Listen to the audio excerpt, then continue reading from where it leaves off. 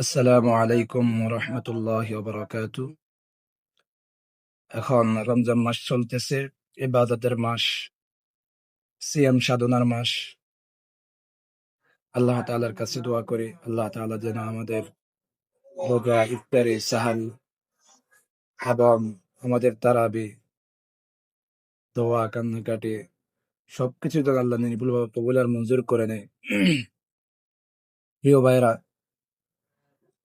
আমরা সাধারণত রমজান মাসে আমাদের জাকাত গুলো পরিশোধ করে থাকি, জাকাত দিয়ে থাকি।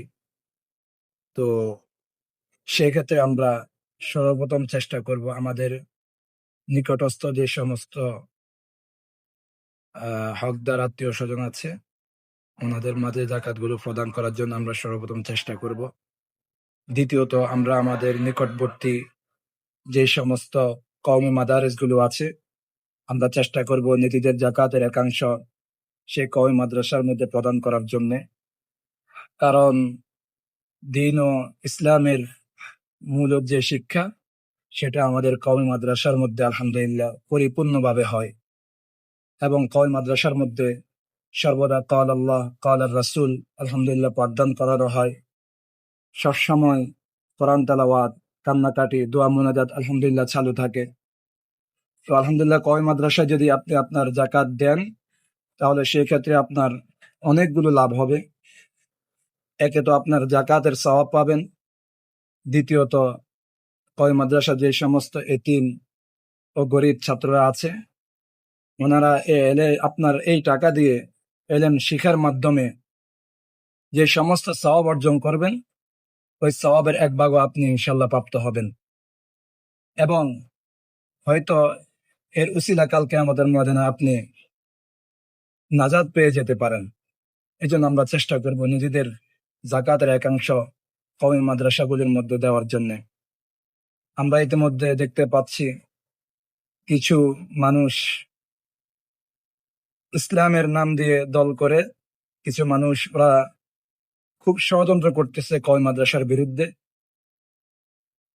ইতিমধ্যে ওরা বিভিন্ন জায়গায় পোস্ট এবং বিভিন্ন আলোচনার মাধ্যমে কওমি মাদ্রাসায় জাকাত না দেওয়ার ব্যাপারে উৎসাহিত করতেছে মুসলমানদেরকে। আসলে আমি মনে করি জাকাত আর কতটুকুই আসে কওমি মাদ্রাসার মধ্যে, কিন্তু আলহামদুলিল্লাহ আল্লাহ তাআলা তো পুরা বছর কওমি মাদ্রাসার ছাত্রগুলোকে আল্লাহ তাআলা খাওয়াচ্ছে। ওরা মনে করতেছে এই জাকাতের মাধ্যমে কওমি মাদ্রাসা চলতেছে। আসলে আপনাদের এই ধারণা ভ্রান্ত, এটা একদমই ভুল। কওমি মাদ্রাসা মানুষের অনুদানে তো চলে ঠিক আছে, কিন্তু পাশাপাশি আল্লাহ ওয়ালাদের কান্নাকাটি, দোয়া মুনাজাতও রয়েছে, ওটাও কওমি মাদ্রাসা একটা বড় পুঁজি। তো আমি ওই সমস্ত ভাইদেরকে বলবো আপনি এগুলো বন্ধ করুন। এগুলোর মাধ্যমে আপনাদের লাভ তো দূরের কথা, বরং আপনাদের বেশি ক্ষতি হবে। আপনারা যেভাবে ওলামা বিদ্বেষী হয়ে উঠছেন, কওমি মাদ্রাসা বিদ্বেষী হয়ে উঠছেন, এর মাধ্যমে আপনারাই ক্ষতিগ্রস্ত হবেন।